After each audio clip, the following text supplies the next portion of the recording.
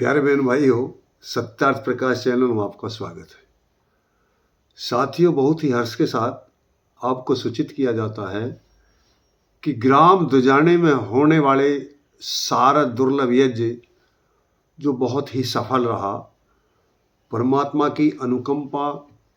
और असीम कृपा जो हमारे ऊपर हुई, उसके लिए हम परमात्मा का बहुत बहुत धन्यवाद करना चाहते हैं। और जिन सहयोगियों ने, कर्मयोगियों ने इस शारद दुर्लभ यज्ञ में तपस्या की, जो उसी दिन से, जिस दिन से प्रारंभ हुआ, लगे रहे, उनमें मूल रूप से हमारे हुकम सिंह मास्टर जी जो संयोजक थे, और जो हमारे रविंद्र आर्य जी छायसे के, जिन्होंने काफ़ी रात दिन संघर्ष किया, हमारे श्री ग्रीस मुनि जी जो कलदा वाले हैं, हमारे श्री यजपाल मुनि जी जो मुजफ्फरनगर से हैं, और हमारे उदय मुनि जी, और जो हमारे जालंधर आर्य जी दुजाने से श्री जगबीर आर्य जी, जितने भी व्यक्ति मूल रूप से हमारे श्री ओमवीर आर्य जी ने बहुत भूमिका निभाई, श्री जो हमारे इलमचंद आर्य जी हैं, उन्होंने पूरा अपना समय दिया कार्यक्रम में, और यशवीर आर्य जी मूल रूप से जो हमारे भगत जी वहाँ के थे, दादी सत्ती के भगत जी, और हमारे यशवीर आर्य जी जो मंत्री राजारी सभा, और सतपाल जी, हमारे सतपाल जी बिस्नोड़ी वाले, माजी मास्टर जी, राजकुमार जी, मानु प्रधान जी, विजय प्रधान जी, कमेटी के सभी अधिकांश सदस्य, मैं जितने व्यक्ति, मैं तो उनके अधिकतर ज़्यादातर नाम भी नहीं जान पाता हूँ, जिन व्यक्तियों ने रात दिन तपस्या करके उस कार्यक्रम को सफल किया, वो सभी व्यक्ति, समस्त ग्रामवासी, माताएं, बहनें, विद्वान गण, जो हमारे मूल रूप से सत्यमुनि जी जो परोपकारिणी सभा से आए हुए थे, निरंतर समय दिया, हमारे भजनोपदेशक श्री कुलदीप विद्यार्थी जी, और हमारे श्री राम गोपाल जी, श्री वो जो हमारे वहाँ से बिजनौर से आए थे श्री कल्याण सिंह जी अपने साथियों के साथ, और जो दूर दराज से वहाँ विद्वान आए, विदुषियाँ आई, उन सब के अथक प्रयास से ये सब कार्यक्रम सफल हो पाया। और इस सफलता पर मैं ग्रामवासियों को, कार्यकर्ताओं को, परमात्मा को बात बात धन्यवाद देता हूँ। और एक और खुशी की, हर्ष की बात है कि वहाँ पर अगले वर्ष के लिए 3 और सारे दुर्लभ यज्ञों की घोषणा हुई। अगले वर्ष ग्राम टीले में सारा दुर्लभ यज्ञ की घोषणा होगी, जिसमें वेद आर्य जी, निरंजन मास्टर जी, और हमारे भगत जी हैं जो टीले के, उन्हों के द्वारा, राजेंद्र जी, राकेश जी, उनके द्वारा ये घोषणा हुई। और हमारे वेदपाल आर्य जी गुड़खेड़ा वाले, उन्होंने भी ये घोषणा की, मैं ये यज्ञ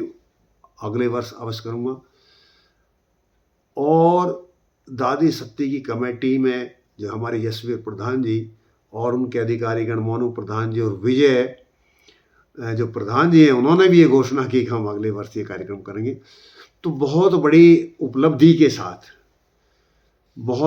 उपलब्धि के साथ ये हमारा शारद दुर्लभ यज्ञ सफल हुआ परमात्मा की कृपा से। और जो परमात्मा की वाणी है, जैसे हम पहले भी बता चुके हैं कि हम ये जो अनुष्ठान कर रहे थे, परमात्मा की वाणी का प्रतिपालन करने के लिए, जो एक परंपरा लुप्त हो गई थी, उसको फिर व्यवहार में लाने के लिए हमारी ये तपस्या थी, संघर्ष था,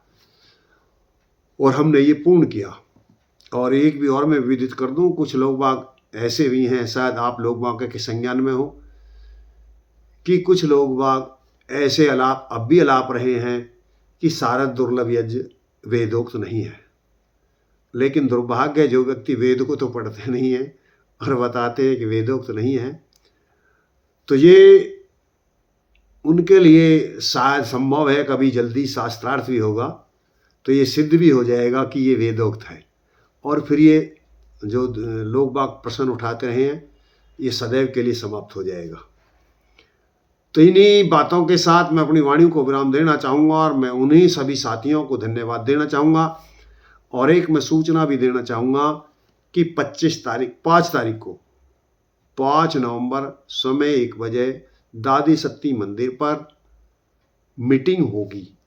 यानी सबसे पहले तो जो कार्यकर्ता हैं उनके लिए एक सम्मान करना या उनको उत्साही करना, किस किस व्यक्ति की भूमिका रही विशेष रूप से उनको उत्साही करना,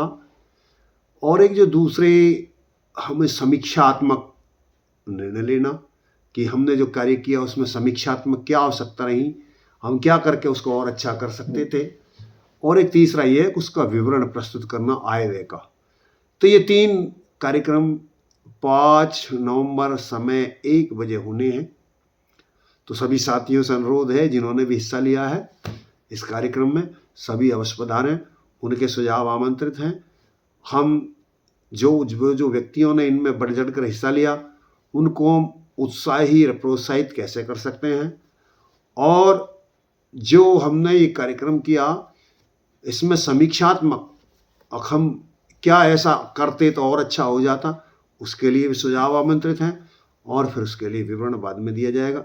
इन्हीं बातों के साथ मैं अपनी वाणी को विराम देना चाहूँगा और सभी साथियों को पुनः मैं धन्यवाद देना चाहूँगा जिन जिन व्यक्तियों ने, बहुत स्नेह क्षेत्र का मिला, बहुत दूर दराज से लोग बाग आए, पूरे देश से इस कार्यक्रम में लोग बाग आए, और ये अपने में एक अद्भुत कार्यक्रम रहा। कुछ व्यक्ति ऐसे प्रश्न करते देखे गए कि भाई जो यजमान हैं पुरुष मना, ये हमारे सतपाल आर्य जी हैं हिमलिया के, उनका मेरे पास में फ़ोन आया कि आर्य जी मैं एक ऐसे बेटा को यजमान बनाना चाहता हूँ जिसकी शादी नहीं हुई है, तो क्या बनाया जा सकता है? मैंने कि हाँ बनाया जा सकता है। ये व्यवस्था को लेकर भी हम अगवई बिना शादी किए हुए हम यजमान नहीं बन सकते, हम यज्ञ को दुर्गम कर रहे हैं। तो ये हम अनुष्ठान करके जो यज्ञ के बारे में गलत धारणाएं लोग बागों की हो गई हैं, उनको भी हम बताना चाहते हैं। देखो, पहले एक परंपरा बन गई थी, जो पहला वर्ग था वो बिल्कुल स्त्री को नकार दिया था, और स्त्री किसी भी तरह न वेद पढ़ सकती, न गायत्री पढ़ सकती, न यज्ञ में हिस्सा ले सकती, तो वो बिल्कुल गलत था। महर्षि जी ने सम्मान दिया और कहा स्त्री को बराबर का अधिकार होना चाहिए, बिल्कुल ये बात ठीक है, अधिकार का होना चाहिए, और उनको एक अवसर दिया गया कि भाई वो यजमान बने। लेकिन फिर जो व्यक्ति आर्य समाज में भी भूमिका निभाते हैं पुरोहित आदि की, तो उस उद्देश्य जो ऋषि जी का उद्देश्य था वो ये था कि भाई स्त्रियों को अधिक से अधिक बैठाया जाए, लेकिन ये नहीं है कि नहीं बैठा तो फिर यज्ञ नहीं होगा। अब उसमें क्या हुआ, हम यहाँ ब्रह्मचारियों से भी यज्ञ कराना चाहते थे, लेकिन यदि ब्रह्मचारी यज्ञ करते हैं तो जो व्यक्ति यज्ञ कराते हैं, जो पुरोहित वर्ग होता है, उसको चढ़ावा नहीं मिलता उसे, और वो गृहस्थी यदि बैठता तो बार बार चढ़ावे की आशा रखते हैं। तो उस स्वार्थवश जो सही सिद्धांत है उसको भी नकार दिया जाता है। जबकि महर्षि राय ने एक बात कही है, कहीं आप पढ़ के देखेंगे कि जब बच्चों का यानी लड़कों